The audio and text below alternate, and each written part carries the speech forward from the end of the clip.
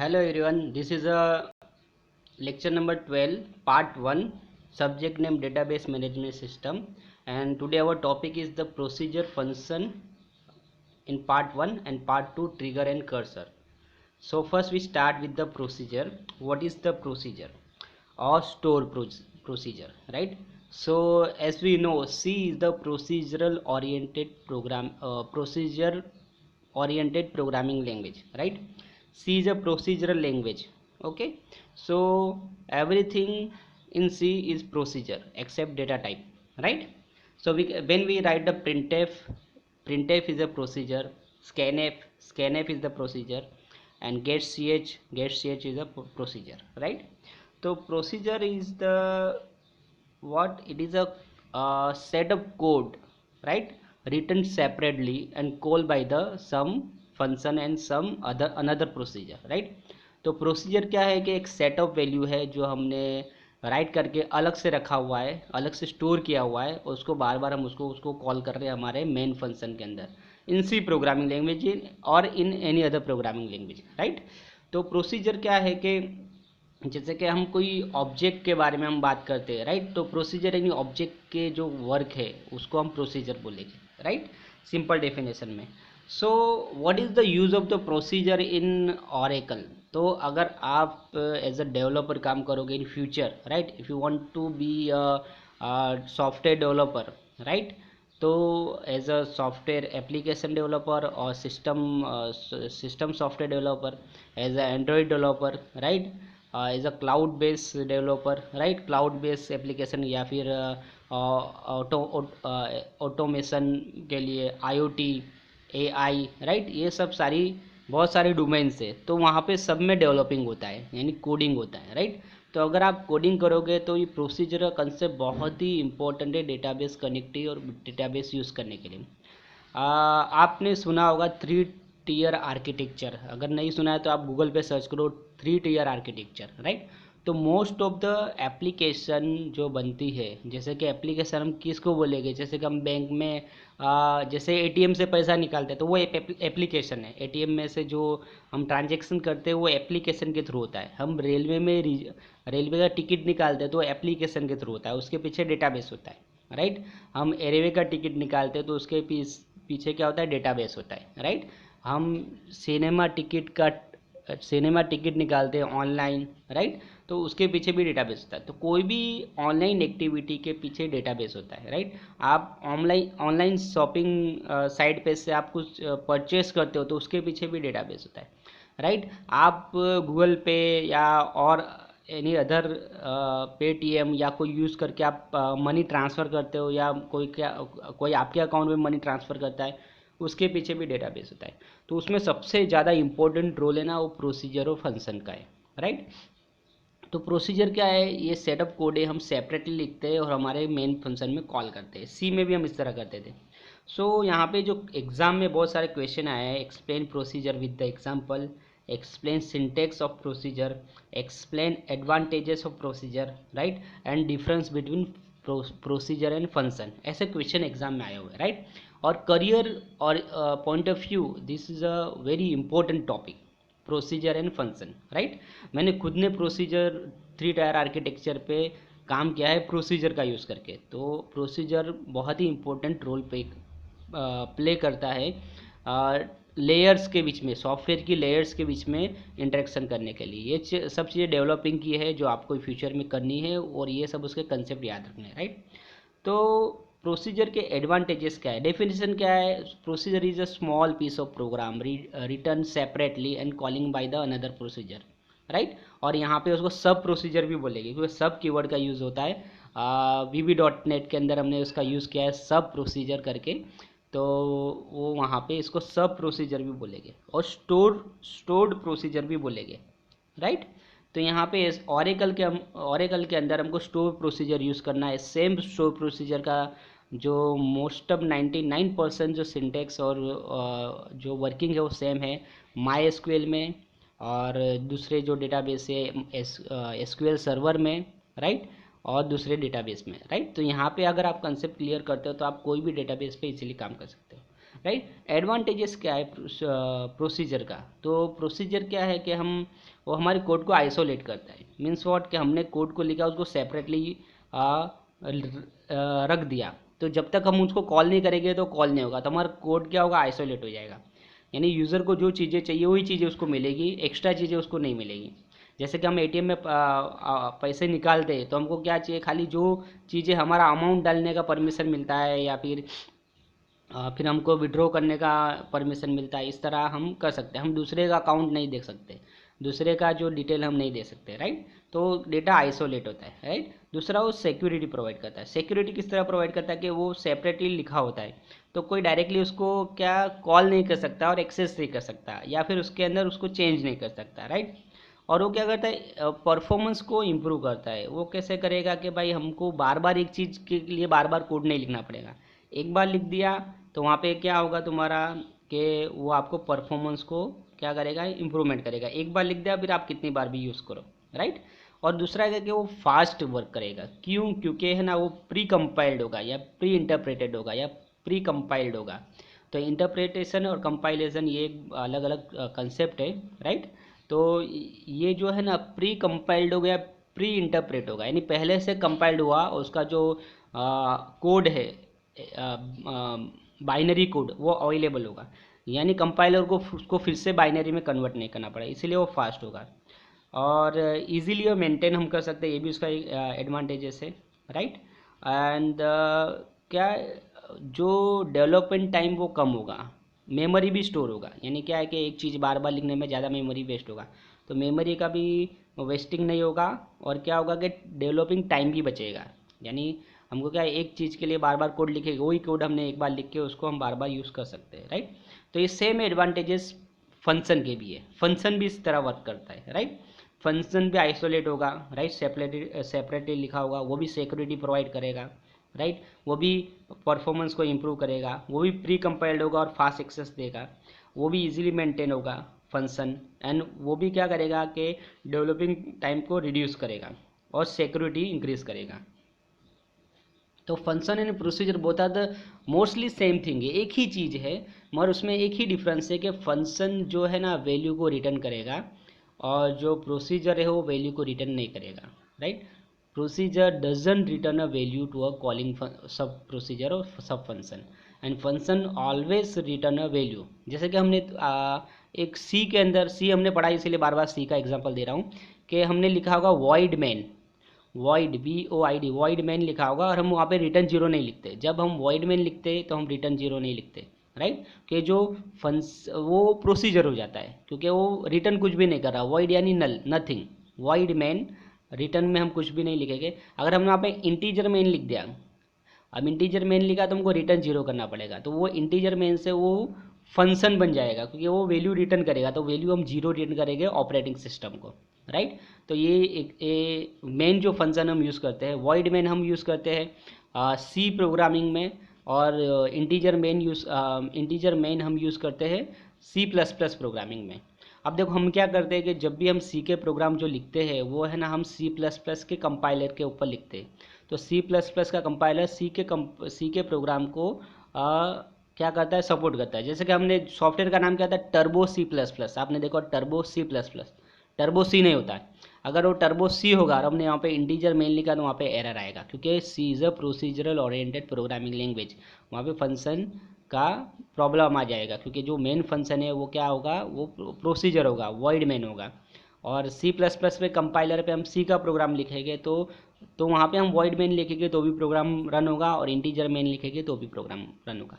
तो ये मैंने आपको बहुत बेस्ट एग्जांपल दे दिया प्रोसीजर और फंक्शन का, राइट। और इसके एडवांटेजेस भी मैंने आपको बता दिया। अब इसका डेफिनेशन देखते हैं, ऑलरेडी हमने डिफाइन किया है। अ sub programme is a sub programme, यहाँ पे प्रोसीजर आएगा। A sub procedure is a program unit module that perform a particular task, यानी जो पर्टिकुलर टास्क बोलते हैं उसको सब प्रोग्राम बोलते हैं, राइट। उसको सब प्रोसीजर भी बोलेंगे। This sub programs are combined to form larger program, right. हाँ, एक बहुत ही इंपॉर्टेंट टॉपिक मेरे ध्यान में है, जैसे कि हम बोलते हैं कि मॉड्यूलर प्रोग्रामिंग। अगर आप इंटरव्यू में जाएंगे as a software developer after B या आफ्टर बी डिप्लोमा, तो एक क्वेश्चन मैंने बहुत बार इंटरव्यू में फेस किया है, वो ये है, what is the modular programming, right. तो मॉड्यूलर प्रोग्रामिंग मीन्स व्हाट, कि हम क्या करेंगे, जो बड़ा टास्क है, जैसे कि हमारा एसबीआई, हमारा एक नया बैंक है, उसका सॉफ्टवेयर बनाना है, राइट। तो बैंक का सॉफ्टवेयर बनाना एक बड़ा टास्क है, तो हम क्या करेंगे, सॉफ्टवेयर को मल्टीपल सब टास्क में डिवाइड कर देंगे। और वो जो सब टास्क हो गए मल्टीपल, जो बड़े सॉफ्टवेयर को छोटे छोटे सॉफ्टवेयर में हमने डिवाइड कर दिया, उसको मॉड्यूल बोलेंगे। तो मॉड्यूलर प्रोग्रामिंग यानी क्या होता है, जो बड़े प्रोग्राम को छोटे छोटे पार्ट में हम डिवाइड करते हैं, by using the procedure and function ही करते हैं हम लोग, तो उसको क्या बोलते हैं, मॉड्यूलर प्रोग्रामिंग। तो ये कंसेप्ट था जो मैंने आपको बता दिया। A sub program can be involved by the another sub program और program which is called a calling program. तो यहाँ पे सब प्रोग्राम के बीच रिप्लेस में आप सब प्रोसीजर भी यूज़ कर सकते हैं। तो ये क्या है, रिटन बाई सेपरेटली, और इसका एक कंसेप्ट है writing one and using many times. Writing one यानी एक ही बार लिखना है, यूजिंग मैनी टाइम, कितनी बार भी आप उसको यूज़ करो। तो ये सब ये प्रोसीजर का यहाँ पे डेफिनेशन हो गया, राइट। और यहाँ पे हम देखेंगे सिंटेक्स फॉर क्रिएटिंग प्रोसीजर। तो यहाँ पे सिंपल है, एकदम इजी है। सेम सिंटेक्स आपको माई एसक्यूएल और एसक्यूएल सर्वर में मिलेगा, थोड़ा थोड़ा अगर फ़र्क होगा, राइट, थोड़ा थोड़ा, ज़्यादा फर्क नहीं होगा, राइट। तो हम स्टार्ट करते हैं। Create, create is a keyword. Create क्या कीवर्ड है, और रिप्लेस। अब ये और रिप्लेस ऑप्शनल है, अगर आपने नहीं लिखा तो भी प्रोसीजर क्रिएट हो जाएगा। और रिप्लेस लिखने का जो मेन जो फंडा है वो यही है कि अगर सिस्टम में ऑलरेडी जो सेम नाम का प्रोसीजर अवेलेबल है, तो और रिप्लेस कीवर्ड से वो जो पुराना प्रोसीजर है वो रिप्लेस हो जाएगा। जैसे कि मैंने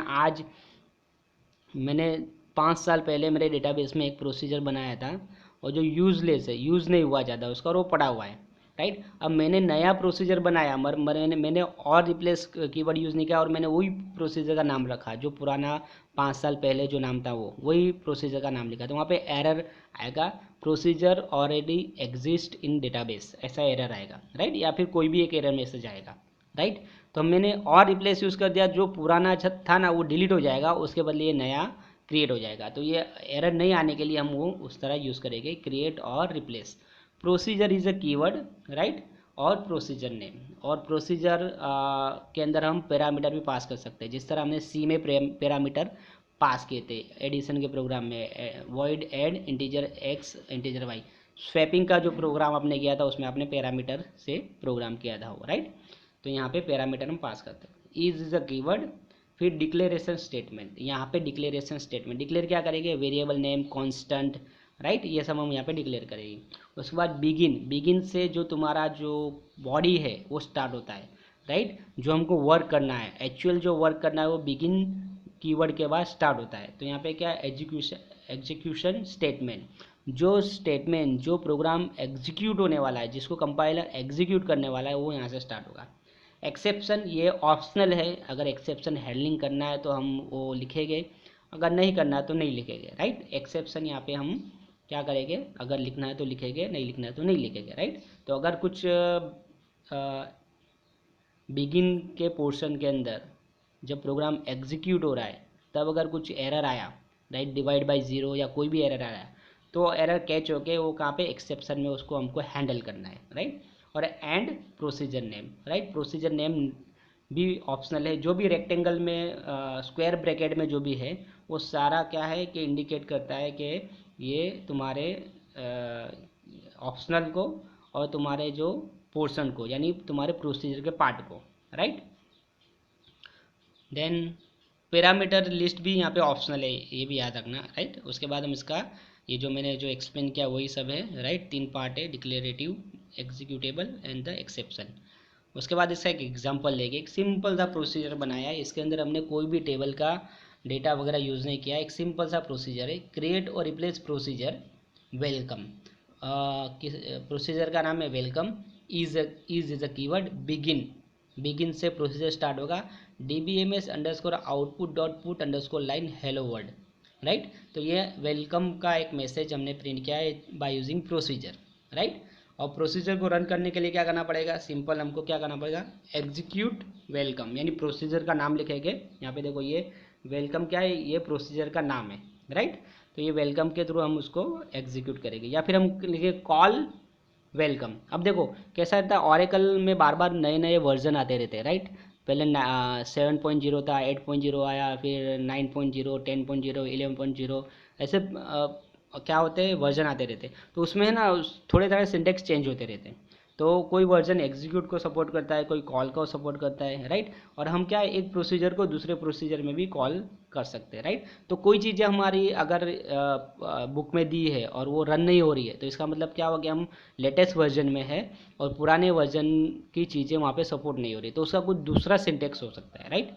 तो वहाँ पे कंफ्यूज नहीं होना कि बुक में भी राइट दिया हुआ है, बुक में क्या है कि जो पुराने वर्जन के हिसाब से दिया हुआ है, और नए वर्जन के हिसाब से अगर सिंटेक्स में चेंज हुआ तो वहाँ पे चेंज होता है। जैसे कि मैं आपको एक एग्जांपल देता हूँ, जैसे कि हमको अगर DBMS का प्रोग्राम रन करना होता है इन Oracle 9.0, राइट, और उसके पहले वाले वर्जन में, तो वहाँ पे सर्वर आउटपुट ऑन करना पड़ता है हमको, वो आपको पता नहीं होगा, यहाँ पे हमको नहीं करना है।